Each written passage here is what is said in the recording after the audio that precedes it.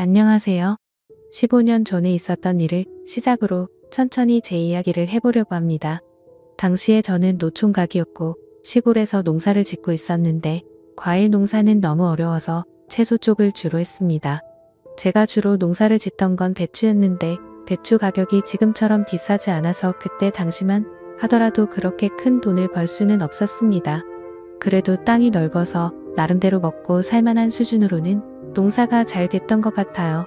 가지고 있는 땅이 워낙에 넓은 편이다 보니 이 모든 걸 혼자 하기가 당시에는 상당히 벅찼습니다.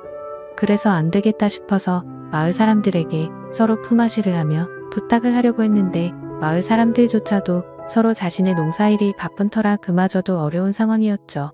그래서 저는 어쩔 수 없이 일당을 주고 일하는 사람을 고용하기로 마음먹었습니다.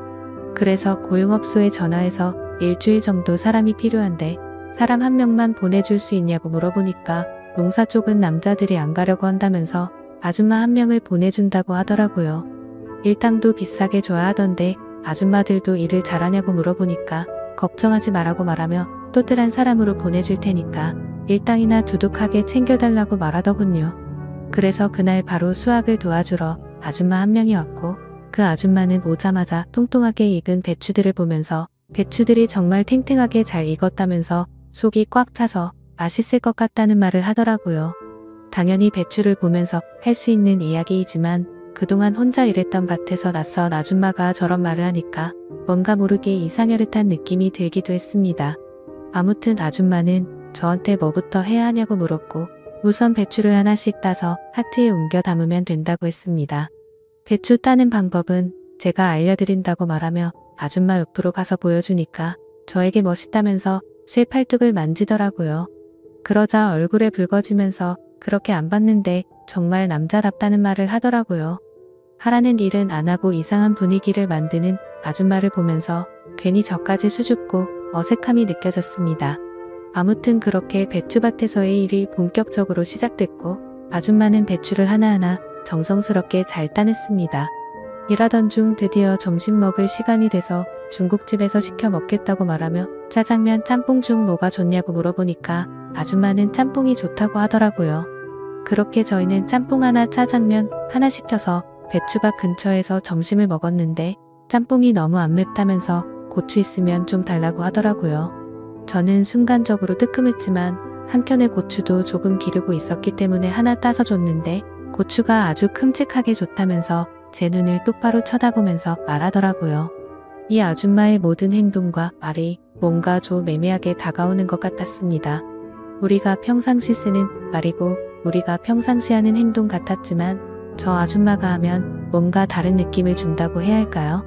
타고난 은탕함이 있는 여자 같았습니다.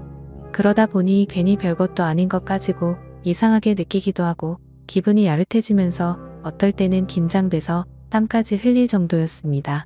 그렇게 점심을 먹고 다시 일을 시작했는데 뜬금없이 아줌마가 저에게 휴대폰으로 드라마를 볼 수 없냐고 물어보더라고요. 저는 드라마를 안 보기 때문에 라디오가 없다고 대답하니까 일하는 건 좋은데 너무 심심하다며 뭐라도 들으면서 일하고 싶었는데 아쉽다고 말하더군요. 그러면서 저에게 말을 걸기 시작했습니다. 이야기하면서 일하면 더 시간이 잘 가지 않겠냐면서 그때부터 이것저것 물어보기 시작했습니다.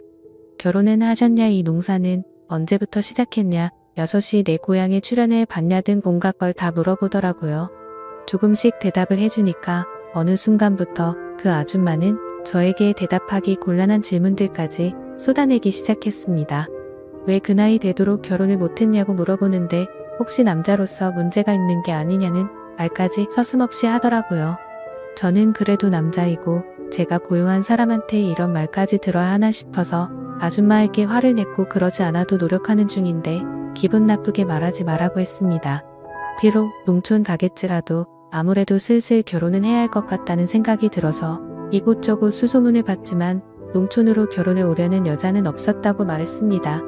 아줌마는 저에게 요즘 여자들은 대부분 그렇다고 하지만 자기는 농촌으로 시집 오는 것도 나쁘지 않다고 생각한다며 자기도 농촌에 시집 왔지만 결혼에 실패하여 지금은 혼자라고 말하더군요. 그러면서 아줌마는 그런 외국인 아내랑 결혼할 생각은 안 해봤냐고 하며 요새 그게 대세라고 하더라고요. 지금은 국제결혼이 조금 시들어지긴 했지만 그때 당시만 하더라도 국제결혼이 정말 유행이었습니다. 많은 농촌 남자들이 외국인 아내를 만난다고 말하길래 나는 아줌마에게 그러지 않아도 나도 외국인 아내라도 맞이해볼까 해서 국제결혼에서 주관하는 베트남으로 잠시 떠난 적이 있었다고 말했습니다. 그곳에 가서 정말 마음에 맞는 베트남 여자라도 만나서 결혼을 해야겠다고 생각했는데 제가 점 찍어놓은 베트남 여자를 같이 갔던 마을 노총각이 뺏어가듯 했다고 말하니 아줌마는 나에게 참 답답하다면서 용감한 자가 미인을 얻는 거 모르냐며 그때는 먼저 더 적극적으로 다가갔어야 한다고 말하는 겁니다. 그래서 저는 솔직히 여자들은 너무나 어려운 존재라고 말하며 농사일이나 해봤지 여자들에겐 어떻게 대해야 하는지 아무것도 모르겠다고 말하니까 아줌마가 갑자기 주위를 살피더니 그럼 어떻게 대해야 되는지 한번 몸소 가르쳐줘도 되겠냐고 하는 겁니다. 그래서 저는 그 모습에 놀라 대체 뭘 어떻게 하실 거냐고 하길래 아줌마는 제 어깨에 손을 올리고 제 주변을 돌더니 살금살금 다가와서 어느새 아줌마 얼굴이 제 얼굴과 맞닿으려는 그 순간이 되어버렸습니다. 저는 당황해서 눈을 감아버렸는데 아줌마가 어서 눈뜨라며 저를 툭툭 치기 시작했고 깜짝 놀란 저와는 다르게 아줌마는 별것도 아닌 거에 왜 그러냐고 하더라고요. 여자를 안 만나본 티가 난다면서 이렇게 순둥이처럼 행동하면 여자들이 싫어한다는 조언을 해주더라고요. 그리고는 이내 아줌마가 자기 어떻냐면서 이렇게 봐도 그쪽이랑 10살 정도밖에 차이 안 날 것 같다면서 자기는 충분히 저한테 시집와도 잘할 자신 있다고 하는데 저도 한참을 고민하게 되더라고요. 이걸 고민하는 제 모습을 보면서 스스로 자존심도 상하고 너무나도 짜증났습니다. 갑작스레 저한테 시집을 오겠다는 그녀의 말에 모든 게 다 빠르게 휘몰아치는 느낌이 들었거든요. 저는 그런 아줌마의 질문에 아무런 말도 제대로 하지 못했고 어느덧 오늘 일은 거의 마무리가 됐습니다. 아줌마는 저에게 내일은 다른 아줌마가 올 수도 있다고 말하며 일당을 받고 갔고 저는 집에 와서 자꾸만 그 아줌마 얼굴이 아른거리더군요. 그리고 왠지 모르게 다음 날도 그 아줌마가 왔으면 좋겠다고 생각을 했죠. 그리고 드디어 다음 날이 되었고 저는 어제 왔던 아줌마를 기다리고 있었는데 오늘은 그 아줌마가 아닌 다른 아줌마가 왔습니다. 이 아줌마는 정말 말없이 일만 열심히 하다가 갔고 다른 아줌마들도 그렇게 기억에 남는 분이 없었습니다. 그렇게 거의 일주일이라는 시간이 흘렀고 드디어 마지막 날이 됐습니다. 오늘은 정말 처음에 왔던 그 아줌마가 다시 오기만을 바랬는데 하늘이 제 기도를 들어주셨던 건지 정말 그 아줌마가 다시 나타났습니다. 그러면서 나에게 잘 있었냐고 말하며 우리는 신나게 농사일을 해나갔습니다. 곰곰이 생각해보니 저도 저 아줌마가 마음에 들었고 마지막 날이니까 기념이라고 제가 술도 한잔하자고 제안을 했습니다. 왜 그런 생각이 들었는지 모르겠지만 진짜 이 아줌마란 평생 이렇게 일해도 재밌겠다는 생각이 들었어요. 일을 마무리하고는 저희 집 평상에 앉아서 그 아줌마와 함께 술을 마시게 되었고 술을 먹고는 결국 실수를 저지르고 말았습니다. 다음날 일은 아침에 저희 집에 놀러온 옆집 부부가 저의 잠을 깨우더니 같이 한 방에서 자고 있던 아줌마도 부스스한 상태로 따라 나온 것이었습니다.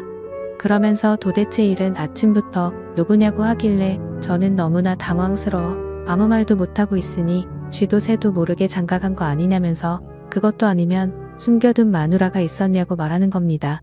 저는 옆집 부부에게 그런 게 아니라고 해명했지만 그 나이 될 때까지 결혼 안 하고 산 이유가 이거냐고 말하더라고요. 저는 도대체 무슨 소리를 하냐면서 그런 거 아니라고 끝까지 오해라고 했지만 아니긴 뭐가 아니냐며 우리 마을 신문에 대문짝으로 나올 만한 이야기라고 하면서 깜짝 놀랐다고 하고는 돌아갔습니다. 그 뒤로 그 소문은 온 마을 사람들 귀에 다 들어가게 되었고 저는 그 아줌마에게 마음도 있겠다, 소문도 다 퍼졌겠다. 그리하여 그 아줌마랑 미래를 약속하게 되는 지경까지 이르게 됐죠. 사실 점점 그녀와 저는 성격도 생각도 잘 맞았거든요. 우리는 연상연하 커플이지만 일을 할 때도 손발이 잘 맞고 모든 게 다 잘 맞았습니다. 이 이야기가 벌써 15년 전 이야기이고 우리 부부에게 태어난 첫째 아이가 벌써 중학생이 됐으니까 세상 돌아가는 거 참 빠르다고 생각합니다. 그리고 이렇게 배추 농사를 지으면서 평생 혼자 살 것만 같았고 그리고 내 짝은 없을 것 같아서 멀리 베트남까지 떠났던 적도 있었지만 역시나 옛말 그대로 집신도 짝이 있다고 하더니 안 저에게도 짝은 있었고 그 짝은 마치 저에게 우연처럼 다가오더라고요. 비록 나이 차이는 좀 나지만 그래도 워낙에 성격도 좋고 착해서 나이는 숫자에 불과하다는 생각이 많이 나고요. 뿐만 아니라 아직까지도 우리 부부는 금술 하나는 최고라고 생각합니다. 감사합니다.